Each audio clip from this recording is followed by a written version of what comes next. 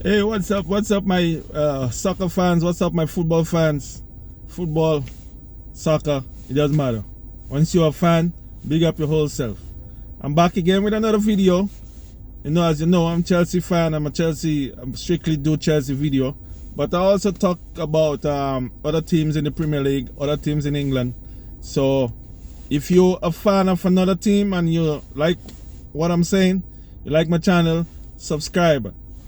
Let's help grow the channel. But Chelsea is my main topics, as you can know in my past videos, right? So if you're a new subscriber and you want to join me, you could go back and look at my past videos, comment. I appreciate your guys' comments. Like and subscribe. Okay?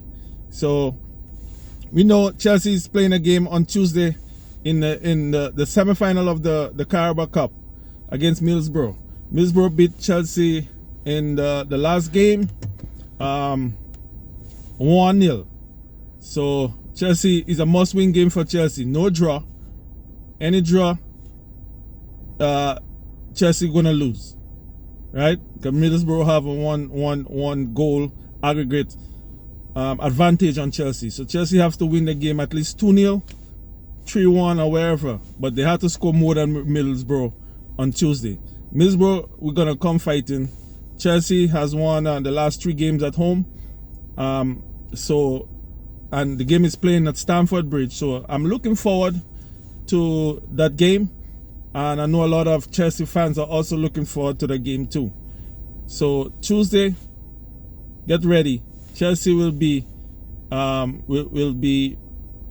trying to win the game. Hopefully Chelsea win the game, right? Now in I was reading some of the transfer rumors, right? The transfer rumors on every team right through the year, doesn't matter, right? And I saw a transfer rumor for Chelsea concerning Karim Benzema. It's a rumor, so it could be true, it could not be true. But usually when things like that is out there as a rumor, it's because most of the time things has been discussed in the background and it is leaked, was leaked to the media, right? Usually that's the case. Those talks have been made in the background and people mouth. Some of them can't keep a secret, so they share it with other people and share it with the media. So we'll see if that could be materialized. But we know Benzema is one of the highest paid player in the Saudi Arabia league, and for him to leave, if he has to leave Saudi Arabia, if it's about the money, if he has to leave Saudi Arabia to come to play for Chelsea, Chelsea will have to probably make him the highest paid player on the team for a short contract, maybe a year or 2, something like what Silva did when he came from Paris, right?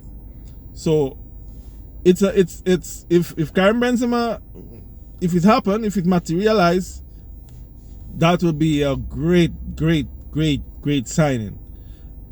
Great signing, on my view. Great signing from Karim's. We know Karim Benzema pedigree.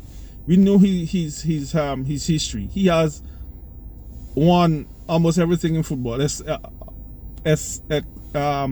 The only thing he didn't win was the World Cup because he wasn't on the team, and we know the politics behind him where that is concerned with France team.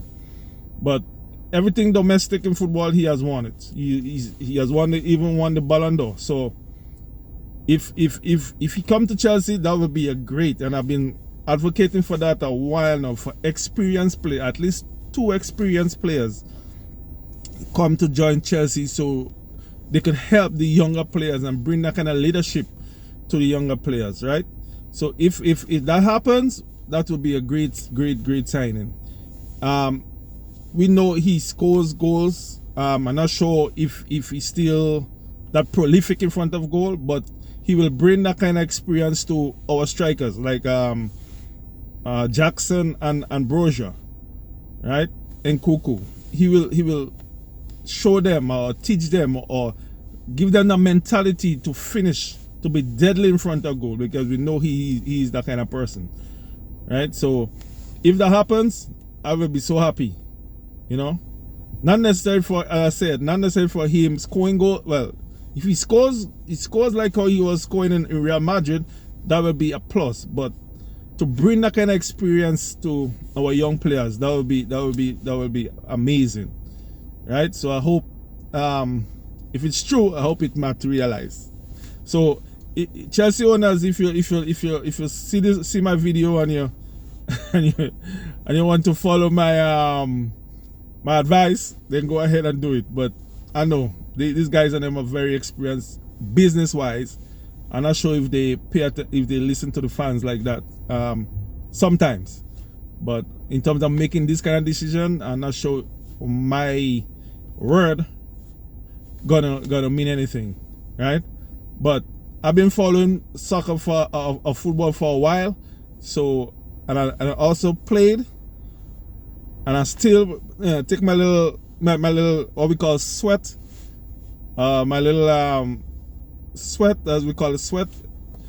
I still do that on a regular basis every weekend. So I have a little knowledge of the game and what to expect, you know.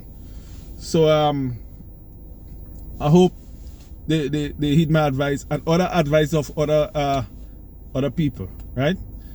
So also we Chelsea are recovering some players, which is also great. As we know, Ben Chilwell make his return last game. You know, Chukwuemeka is also coming back, and Kuku, based on what I read, he's not far away from returning.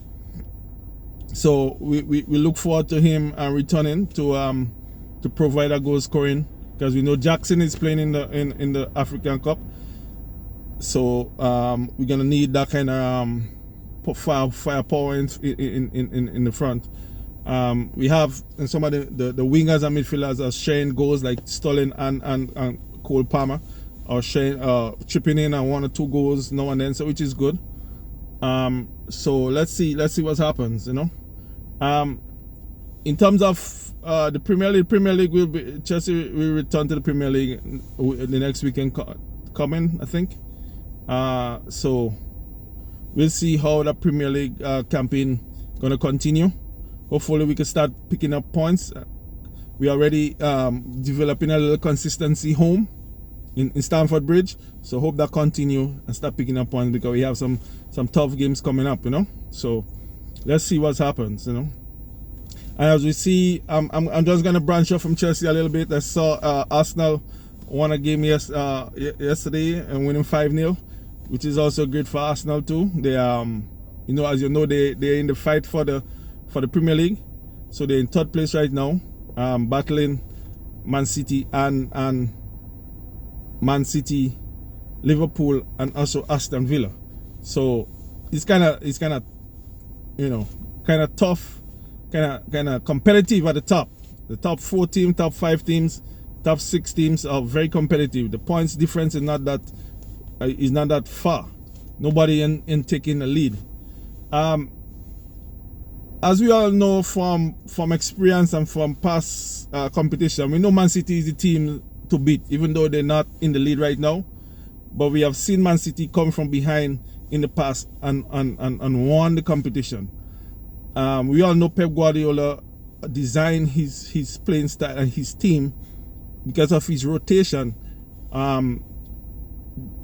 Design is his team to be fresh in the second half of the season, right? We've seen it in the past. In the second half of the season, that's when they start turning it on, because the players are so fresh, because he rotates players so much, give players rest and so on. And they have Kevin De Bruyne. He's back. We all saw what he did in the last game. If you watch the game, if you're a Man City fan, or you're a football fan or soccer fan, you saw what he did in the last game with with the goal he scored and the pass. I watch the games. I watch almost all the games these teams are playing. So I don't only watch Chelsea games, you know, but I support Chelsea. We see what happens. So Man City is the team to beat. And the reason why I said that Man City wasn't playing that good like a month, 2-3 months ago. They wasn't on top of the game like that.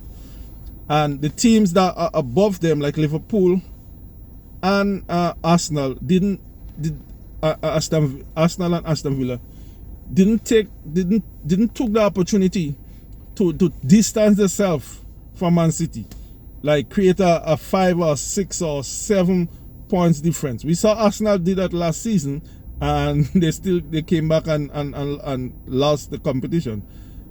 We haven't seen Liverpool do that, and now Man City is like 2 points away from Liverpool, so we know what could happen in the next couple of weeks coming. Liverpool is also at a slight disadvantage because we have seen that Mohamed Salah picked up an injury, probably a hamstring. He didn't finish the game, so hopefully, for Liverpool's sake, that is not that bad, and he can return to the team after the African Cup of Nations. If that happens, good for them. If he don't, then they have to find a way to score goals, and we all know the strength of Salah. We all know the impact Salah makes on Liverpool team, right? So imagine if Salah is out for 2 or 3 weeks or a month, how Liverpool gonna cope with it? They have players that could score, like Diaz and Nunez and these guys and them. Diaz is a little more, in my view, more prolific than Nunez. Nunez and Jackson, to me, and Chelsea is like the same. They will get 5 chances before they score 1. Diaz, I think, a little bit more prolific in front of goal. That's just my observation. So I mean, you watching and you see you different, then that's okay, right? But if Salah is not cannot return for a while, I can see Liverpool dropping points, and I can see Man City gaining some points on them. Arsenal is up in the air. Arsenal is still finding the spirit to rally, to take lead in at the top of the table and stay in the lead.